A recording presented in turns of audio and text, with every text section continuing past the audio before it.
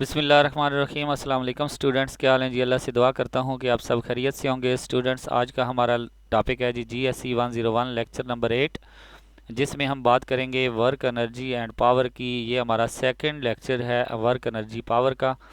तो स्टूडेंट्स, अपने टॉपिक को आगे बढ़ाने से पहले आपसे रिक्वेस्ट करूँगा कि अगर आपने मेरा चैनल सब्सक्राइब नहीं किया तो मेरे चैनल को सब्सक्राइब करें और साथ में बेल आइकन को प्रेस करें ताकि मेरी हर आने वाली वीडियो आप तक पहुंच सके। स्टूडेंट्स, हमने पिछले लेक्चर में एनर्जी के बारे में पढ़ा था कि एनर्जी एक काम करने की सलाहियत होती है। ये भी एक किस्म का वर्क होता है, तो इसलिए ये एक स्केलर क्वांटिटी है और इसका भी यूनिट वही होता है जो कि वर्क का यूनिट होता है, यानी कि जॉल ही होता है। तो अब हम बात करेंगे कि टाइप ऑफ एनर्जी की बात करते हैं। टाइप ऑफ एनर्जी में सबसे पहले हमारे पास है जी kinetic energy, potential energy, gravitational, elastic potential energy. ये एनर्जी, पोटेंशियल एनर्जी की दो इकसाम होती हैं, gravitational energy and elastic energy. इसके बाद chemical energy, heat energy, nuclear energy, solar energy, light energy, sound energy and electrical energy. ठीक है, ये हमारे पास टाइप ऑफ एनर्जीज हैं। अब हम बात करते हैं जी कंजर्वेशन ऑफ एनर्जी। कंजर्वेशन क्या होती है कि एनर्जी एक किस्म से दूसरी किस्म में चली जाती है लेकिन वो ज़ाया नहीं होती या पैदा नहीं होती। Energy can be converted from one form to another form. वो एक फॉर्म से दूसरी फॉर्म में चेंज हो जाती है। इसके अलावा कंजर्वेशन एनर्जी में from the law of a conservation of energy, energy can neither be created nor destroyed. Energy ना तो पैदा होती है और ना ही ज़ाया होती है। It can only be converted, ये सिर्फ क्या हो जाती है, कन्वर्ट हो जाती है from one form to another form. ये एक फार्म से दूसरी फार्म में चेंज हो जाती है। इसके बाद mechanical energy, kinetic energy and potential energy collectively called mechanical energy. जो काइनेटिक एनर्जी होती है और पोटेंशियल एनर्जी होती है, दोनों को कंबाइन करें तो वो हमारे पास मैकेनिकल एनर्जी बनती है। मैकेनिकल एनर्जी में काइनेटिक एनर्जी की बात करें तो एनर्जी और ability to do work a body possessive due to its state of a motion. जब कोई चीज़ हरकत में होती है तो उसकी वजह से जो एनर्जी होती है उसको हम काइनेटिक एनर्जी कहते हैं। काइनेटिक एनर्जी किसकी इक्वल होती है, mass of body multiply velocity of square. ठीक है, वेलोसिटी का जो स्केयर होता है तो इसको हम कहते हैं के E is equal to 1/2 M V square. ठीक है, तो ये हमारे पास जो है काइनेटिक एनर्जी का फार्मूला है। इसको आगे हम जाकर ड्राइव भी करेंगे। पोटेंशियल एनर्जी, एनर्जी और ability to do work body possesses due to its position और अ स्टेट। ये जो है ये पोजीशन या स्टेट की वजह से जो एनर्जी होती है इसको हम पोटेंशियल एनर्जी कहते हैं। ये एक हाइट पे हो सकती है। ठीक है, जितनी ज़्यादा हाइट होगी उतनी ज़्यादा पोटेंशियल एनर्जी होगी। Potential energy is further divided into two kinds. Potential energy को और ज़्यादा आगे दो काइंड्स में डिवाइड किया गया है। एक ग्रेविटेशनल पोटेंशियल एनर्जी होती है, it is due to height of a object which it is possesses. एक हाइट की वजह से जो एनर्जी होती है उसको हम ग्रेविटेशनल पोटेंशियल एनर्जी कहते हैं। और इलास्टिक पोटेंशियल एनर्जी वो होती है जो कि किसी स्प्रिंग के अंदर स्टोर हो जाती है, यानी कि आप किसी रबड़ को या स्प्रिंग को जब खींचते हैं तो उनकी वजह से जो एनर्जी स्टोर होती है उसको हम कहते हैं इलास्टिक पोटेंशियल एनर्जी। अब हम बात करते हैं जी काइनेटिक एनर्जी की derivation. Assume a body start from at rest and attain at a final velocity. जो बॉडी है वो एक रेस्ट से स्टार्ट करता है तो एक फाइनल पे पहुंचता है। तो आपको पता है third law equation of a motion, जो हमारे पास third equation of a motion है वो equal to V F square minus V I square is equal to 2 AS। ठीक है, तो यहाँ से ए की वैल्यू अगर हम निकालें तो ए हमारे पास, ये हमारे पास होता है F is equal to M A. तो यहाँ से अगर हम ए की वैल्यू निकालें तो ये एम दूसरी साइड पे क्या हो जाएगा, डिवाइड हो जाएगा। तो इस तरह हमारे पास ए की वैल्यू आ जाएगी A is equal to F by M. ठीक है, तो ये वैल्यू जो ए की वैल्यू है ये थर्ड इक्वेशन में ए की जगह पे पुट कर देंगे तो ये हमारे पास आ जाएगा। ठीक है, तो अब एम जो है इधर क्या हो रहा है, डिवाइड हो रहा है, दूसरी साइड पे आकर मल्टीप्लाई हो जाएगा। तो ये 2 जो है इधर मल्टीप्लाई हो रहा है, दूसरी साइड पे आकर डिवाइड हो जाएगा। तो इस तरह हमारे पास एफ एस रह जाएगा एक साइड पे और दूसरी साइड पे आ जाएगा 1/2 M multiply V F square minus V I square. तो वी आई स्क्वायर चूँकि स्टार्टिंग एनर्जी है तो ये हमारे पास ज़ीरो होती है, ठीक है। इसको जब अंदर मल्टीप्लाई करेंगे तो दोनों इस तरह आ जाएंगे। अब स्टार्टिंग एनर्जी हमारे पास इनिशियल एनर्जी वेलोसिटी जो है वो ज़ीरो है, तो इसलिए ये ज़ीरो हो जाएगा और पीछे हमारे पास ये रह जाएगा। फाइनल वेलोसिटी हमारे पास वी है, तो इस तरह हमारे पास फार्मूला बन जाएगा 1/2 mv²। तो इसके लिए हम प्रॉब्लम सॉल्व करते हैं। A fast bowler bowls cricket balls of a mass, mass जो है वो 0.2 किलोग्राम है एट 20 मीटर पर सेकेंड।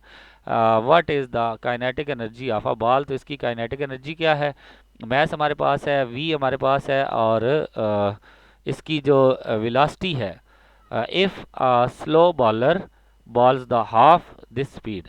अगर स्लो बॉलर है वो इसकी स्पीड के हाफ कर देता है तो फिर क्या होगा, यानी कि एक स्पीड 20 है तो उसका हाफ 10 आ जाएगी। तो हमने काइनेटिक एनर्जी फास्ट बॉलर की भी फाइंड करनी है और स्लो बॉलर की भी फाइंड करनी है। तो इस तरह हमारे पास आ जाएगा, जब हम वैल्यू पुट करेंगे, m की वैल्यू 0.25 मल्टीप्लाई 20 का स्क्वायर, तो सॉल्व करेंगे 50 जॉल आ जाएगा। ये फास्ट बॉलर की वैल्यू है। और जो स्लो बॉलर है उसकी जगह पे हम 10 लगाएंगे, और 10 मल्टीप्लाई क्या आ जाएगा जी, 10 का स्क्वायर मल्टीप्लाई 25 और उसका हाफ लेंगे तो क्या आ जाएगा 12.5 जॉल, ठीक है। इसके बाद हमारे पास है जी gravitational potential energy. Gravitational potential energy में हम बात करते हैं, ग्रेविटेशनल पोटेंशियल एनर्जी की डेरिवेशन कैसे होती है जी। हमारे पास आपको पता है W=F(s) होता है, ठीक है। तो यहाँ पे फोर्स जो है वो चूँकि ग्रेविटेशनल है यानी कि W है, तो W की जगह पे ये W स्मॉल W जो होता है, वेट जो होता है वो किसकी इक्वल होता है, mg की इक्वल होता है, ठीक है। तो यहाँ पे आ जाएगा mg, और s को हम h यानी कि हाइट कह देते हैं। तो इस तरह ग्रेविटेशनल पोटेंशियल एनर्जी क्या बन जाएगी, mgh, ठीक है जी। इसके बाद अदर एनर्जीज, कुछ और एनर्जीज होती हैं जिनकी डेफिनेशन यहाँ पे डिस्कस करेंगे। Chemical energy, it is the energy produced as result of a chemical reaction. Chemical reaction से जो एनर्जी स्टोर होती है, पैदा होती है, उसको हम केमिकल एनर्जी कहते हैं। Energy in a cell battery, जो सेल बैटरी में होते हैं, ठीक है। उसके अलावा burning of a wood coal के जलने से जो एनर्जी हासिल होती है उसको भी केमिकल एनर्जी कहते हैं। Elastic potential energy, energy produced in a compressed और stretch elastic object. Elastic object को कंप्रेस या खींचने से, दबाने या खींचने से जो एनर्जी स्टोर होती है उसको हम कहते हैं elastic energy. For example energy in a compressed spring, spring को दबाने से जो एनर्जी स्टोर होती है उसको इलास्टिक पोटेंशियल एनर्जी कहते हैं। इसके बाद gravitational potential energy. Gravitational potential energy वो होती है जो कि एक ज़मीन की हाइट से किसी चीज़ को खींचती है, उसको हम ग्रेविटेशनल एनर्जी कहते हैं। ये हम ऑलरेडी पीछे डिस्कस कर चुके हैं। इसके बाद internal energy, it is the energy possesses by the constituents molecules. जो मॉलिक्यूल्स किसी जिस्म के सब्सटेंस के अंदर होते हैं उनकी वजह से जो एनर्जी मिलती है उसको इंटरनल एनर्जी कहते हैं। इलेक्ट्रिक एनर्जी, जो कि हमें कोयल्स ऑफ अ जनरेटर, जो जनरेटर जो है वो पैदा करता है when the run by a turbine, जब टरबाइन रन करता है, या turning mechanical force in a magnetic field, या फिर मैग्नेटिक फील्ड से जो इलेक्ट्रिक पैदा होती है उसको इलेक्ट्रिक एनर्जी कहते हैं। इसके बाद हमारे पास sound energy, it is the energy produced by a vibrating body. जब जिस्म जो है वो वाइब्रेट करते हैं तो उनसे जो एनर्जी पैदा होती है उसको हम साउंड एनर्जी कहते हैं। इसके बाद magnetic energy, energy due to force of attraction repulsion between two magnet. दो मैग्नेट के दरमियान जो अट्रैक्शन ऑफ फोर्स होती है या रिपल्शन ऑफ फोर्स होती है उसको हम कहते हैं magnetic energy. Electric potential energy, electric potential energy due to attraction and repulsion between two charge. दो चार्ज के दरमियान में जो एनर्जी होती है उसको हम इलेक्ट्रिक पोटेंशियल एनर्जी कहते हैं। सोलर एनर्जी, सोलर एनर्जी वो एनर्जी होती है जो हमें सूरज से मिलती है। टाइडल एनर्जी वो एनर्जी होती है जो कि हमें राइजिंग और फॉलिंग ऑफ ओशन टाइड्स, जो टाइड्स के ऊपर जाने से या नीचे आने से हासिल होती है उसको हम टाइडल एनर्जी कहते हैं। Geothermal energy present inside the earth, जो ज़मीन के अंदर एनर्जी मौजूद होती है उसको जियो थर्मल एनर्जी कहते हैं।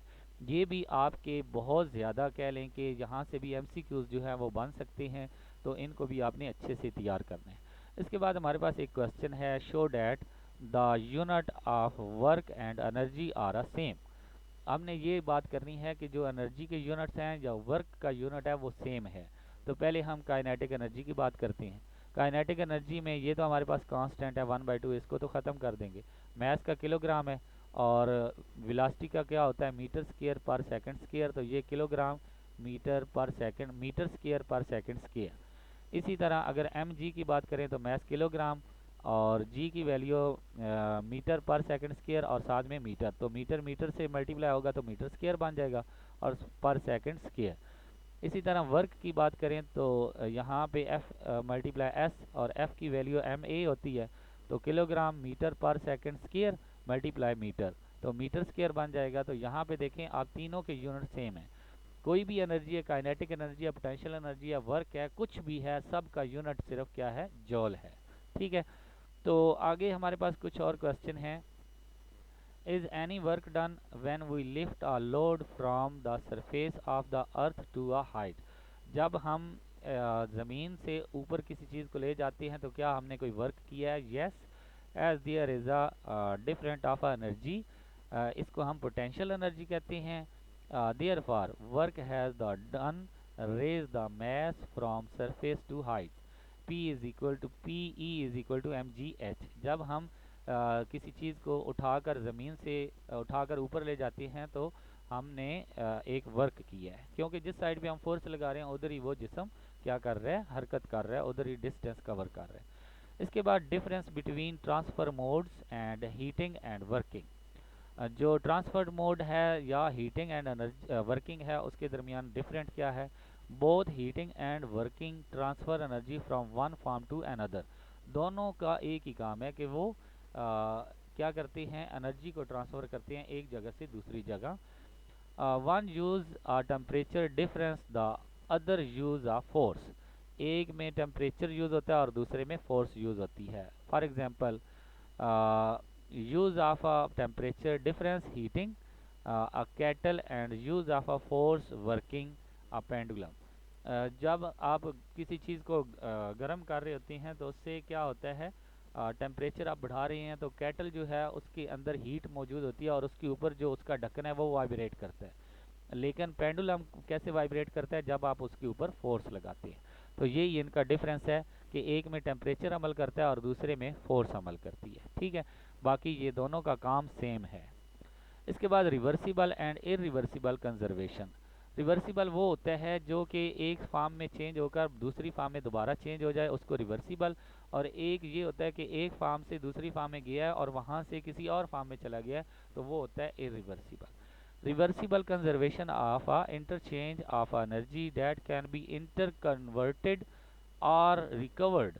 जब वो इंटर कन्वर्टेड होता है या रिकवर्ड हो जाता है उसको हम रिवर्सिबल कहते हैं। Whereas in the case of a irreversible conservation the energy transformation is not a recoverable, वो दोबारा रिकवर नहीं होती। So that it is can not be used again, इसको दोबारा हम यूज़ नहीं कर सकते।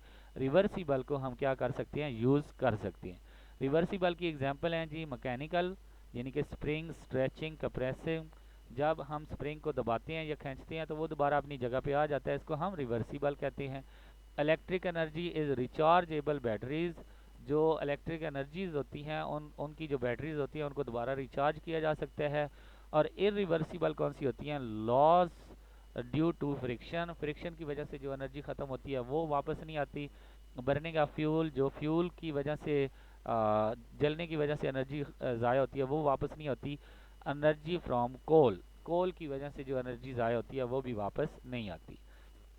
इसके बाद हमारे पास है जी matter is also a form of energy. Matter एक जो है वो भी क्या है, एनर्जी की ही एक फॉर्म है। और matter can be converted into energy, और मैटर जो है वो एनर्जी में कन्वर्ट हो जाती है। तो इसके लिए हमारे पास एक इक्वेशन है, E is equal to M C square. यहाँ पे सी जो है स्पीड ऑफ लाइट है और एम जो है वो मैस है और ई क्या है, एनर्जी है। तो इनके दरमियान ये रिलेशन है। इसके बाद renewable and non renewable sources of energies. कौन सी रीन्यूएबल यानी कि दोबारा उनको न्यू किया जा सके, दोबारा बनाया जा सके, और जो दोबारा रीन्यूएबल नहीं होते वो कौन कौन सी चीज़ें होती हैं? Renewable source are those which are refilled over a finite period of a time, जिनको दोबारा रीफिल किया जाता है वो रिन्यूएबल होते हैं, एंड कैन बी यूज्ड, और उनको दोबारा यूज़ किया जा सकता है। उनमें solar, hydel and tidal waves. इसके बाद रिचार्जेबल बैटरीज, ये सारी चीज़ें क्या हैं, रिन्यूएबल हैं sources, which becomes depleted when use. जब नॉन रिन्यूएबल वो होते हैं जिनको एक बार यूज़ कर लिया वो ख़त्म हो गए। उनमें ऑयल है, गैस है, कोल है, वुड है, ये सारी चीज़ें यूज़ करने के बाद दोबारा इनको रिन्यूएबल नहीं किया जा सकता। इसके बाद inter conversion of a mechanical energy, mechanical energy के दरमियान जो रिलेशन होता है उसके बारे में डिस्कस करेंगे कि हमारे पास एक बॉडी है ए, बी और सी, तो हमने इन तीनों पॉइंट्स पे इनकी जो एनर्जी है वो फाइंड करनी है। तो हमारे पास at point A energy, kinetic energy is equal to 1/2 mv² is equal to 0, क्योंकि ये एक हाइट पे है और ये रेस्ट में है तो इसलिए इसकी एनर्जी जो है वो 0 है। तो पोटेंशियल एनर्जी क्या है, mgh, तो W is equal to mgh है। ठीक है, यानी कि यहाँ पे पोटेंशियल एनर्जी है। ठीक है, तो अगर टोटल एनर्जी की बात करें तो टोटल एनर्जी क्या होगी, potential energy plus kinetic energy. तो पोटेंशियल एनर्जी तो हमारे पास mgh है और काइनेटिक एनर्जी हमारे पास 0 है, तो ये ख़त्म हो जाएगी, तो ये हमारे पास क्या आ जाएगा, mgh आ जाएगा। अब अगर हम बात करें पॉइंट बी पे, तो पॉइंट बी पे हमारे पास kinetic energy is equal to 1/2 mv², तो यहाँ पे हम V F minus V I square is equal to 2gh।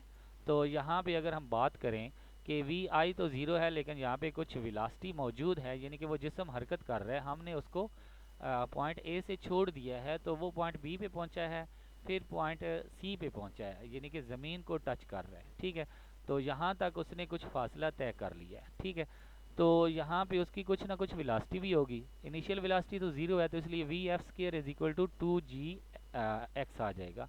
तो इस तरह हमारे पास काइनेटिक एनर्जी क्या आ जाएगी, 1/2m2gx। तो ये 2 से क्या हो जाएगा, कैंसिल हो जाएगा, सिर्फ क्या रह जाएगा, mgx। और यहाँ पे अगर बात करें पोटेंशियल एनर्जी की, तो ज़ाहिर सी बात है टोटल हाइट में से x को निकाल दें तो हमारे पास रिमेनिंग हाइट रह जाती है। तो यहाँ पे h की जगह पे क्या आ जाएगा, h माइनस एक्स। तो जब इसको अंदर मल्टीप्लाई करेंगे तो mgh माइनस mgx आ जाएगा।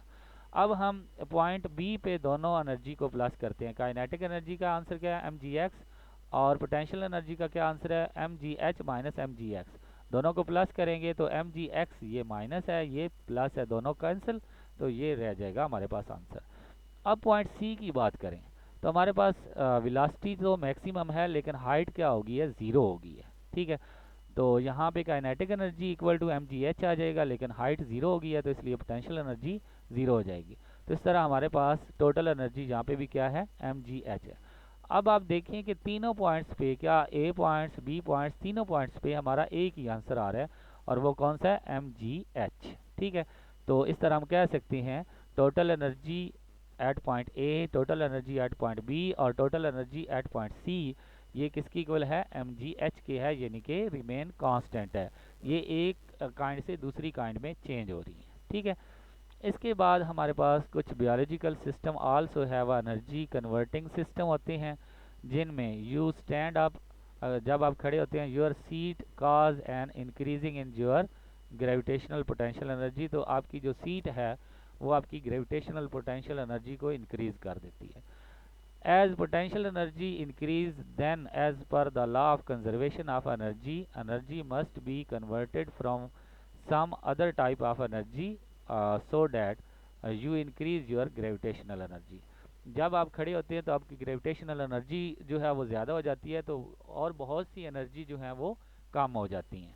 तो इसलिए हम कह सकते हैं कि answer is the chemical energy in what you eat, आपने जो चीज़ खाई है, खाना खाया है, food. The internal energy of a food is converted into the chemical energy, आपकी जो internal energy of a food है वो केमिकल एनर्जी में चेंज हो गई है। That is store in the muscle, जो आपके मसल्स में मौजूद है। Muscle contract and relax and convert this energy into the kinetic energy, जब आप मसल से कोई काम करते हैं तो वही मसल्स एनर्जी जो होती है वो कंट्रैक्ट या रिलैक्स करने से वो एनर्जी किस में चेंज हो जाती है, काइनेटिक एनर्जी में चेंज हो जाती है। For example 100 gram of ice cream give us जो 100 ग्राम आइसक्रीम है वो हमें कितनी एनर्जी देती है, 1.05 मेगा जॉल और 1.05 मल्टीप्लाई 10⁻⁶ जॉल। ठीक है, ये आपका बहुत ज़्यादा यानी कि MCQs बहुत ज़रूरी है, इसको आपने अच्छे से याद कर लेना है कि जब 100 ग्राम आइसक्रीम हम खाते हैं तो हमें कितनी एनर्जी मिलती है, 1.05 मेगा जॉल। ठीक है, इसके बाद हमारे पास क्वेश्चन है जी, what type of energy is stored इनमें कौन, ये क्वेश्चन दिए गए हैं, इनमें हमने बताना है कि इनमें कौन सी एनर्जी स्टोर होती है। कंप्रेस स्प्रिंग, इसमें इलास्टिक पोटेंशियल एनर्जी होती है। मूविंग बॉडी, काइनेटिक एनर्जी होती है। Falling water in a hydraulic reservoir और अ डैम, तो इसमें ग्रेविटेशनल पोटेंशियल एनर्जी होती है।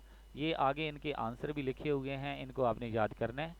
Hot cup of a coffee, thermal और heating energy. Tide of a ocean, tidal energy इसमें होती है, यानी कि काइनेटिक पोटेंशियल और दोनों होती हैं। इसके बाद air moving west, air moving west अगर है तो वाइंड एनर्जी है। ठीक है, current carrying wire, electric energy है। ठीक है, इसके बाद हमारे पास एक क्वेश्चन है, कैन वी क्रिएट और destroy energy, energy can neither be created nor destroyed, it can only be converted into another form. Energy, वो कह रहे हैं कि क्या एनर्जी पैदा की जा सकती है या ज़ाया की जा सकती है, तो नो, एनर्जी को ना तो पैदा किया जा सकता है और ना ही ज़ाया की जा सकता है। Is there any work done during conservation of energy, क्या एनर्जी जो है वो कोई काम करती है, तो ज़ाहिर सी बात है, if the energy conservation involves force then work is done. अगर एनर्जी जो है वो कोई फोर्स लगाती है तो वर्क डन होता है। If it is thermal exchange without changing of a volume then work is not done, जब उसका वॉल्यूम चेंज नहीं होता तो वो कोई काम नहीं करती। ठीक है, इसके बाद एनर्जी एंड पावर, एनर्जी क्या होती है और उसका पावर के साथ क्या ताल्लुक है। Power can be defined the rate of change of energy, the rate of change of energy जो होती है उसको हम कहते हैं पावर, यानी कि power is equal to energy transferred divided by time, energy E by T. ठीक है, तो ई किसकी इक्वल होती है, वर्क डन की इक्वल होती है, तो इसलिए हम कह सकते हैं F S divided by T. तो एफ एस जो है डिवाइडेड बाई टी, तो एस डिवाइडेड बाई टी किसकी इक्वल होता है, वी के, तो इसलिए हम कह सकते हैं कि power is equal to force multiply velocity होता है। ठीक है, तो यूनिट ऑफ पावर फिर क्या होगा, वाट होगा, ये भी हमने पहले पढ़ा है। ठीक है, यूनिट ऑफ पावर क्या होता है, वाट होता है, क्योंकि वर्क डन बाय जॉल होता है। ठीक है, जॉल बाय टाइम होता है, तो इसलिए हम जॉल पर सेकंड भी कह सकते हैं। अब हम बात करते हैं जी एफिशिएंसी क्या होती है। Useful energy output to input is called a efficiency, यानी कि आउटपुट हमने कितना दिया और इनपुट हमें कितना मिला, इसको हम कहते हैं, इसमें कितनी एनर्जी यूज हुई, इसको हम कहते हैं एफिशिएंसी। और fraction of energy of a system, इस सिस्टम से जो फ्रैक्शन हासिल होती है उसको हम कहते हैं एफिशिएंसी। एफिशिएंसी की परसेंटेज निकालने के लिए 100% से हम मल्टीप्लाई करते हैं तो हमारे पास एफिशिएंसी की परसेंटेज आ जाती है। ठीक है, फॉर एग्जांपल हमने इनपुट दिया जी ई इन आई एन और आउटपुट हमें मिला ई यूज़, तो ये हमारे पास जो दरमियान में यूज़ हुई है इसकी वैल्यू निकालने के लिए, इसकी परसेंटेज निकालने के लिए हमारे पास फार्मूला है। ठीक है, for example if we multiply and divide above relation with time then we can define efficiency, जब हम ऊपर वाले रिलेशन को और नीचे वाले रिलेशन को टाइम पे डिवाइड कर दें तो एनर्जी बाय टाइम किसकी इक्वल होता है, पावर की इक्वल होता है।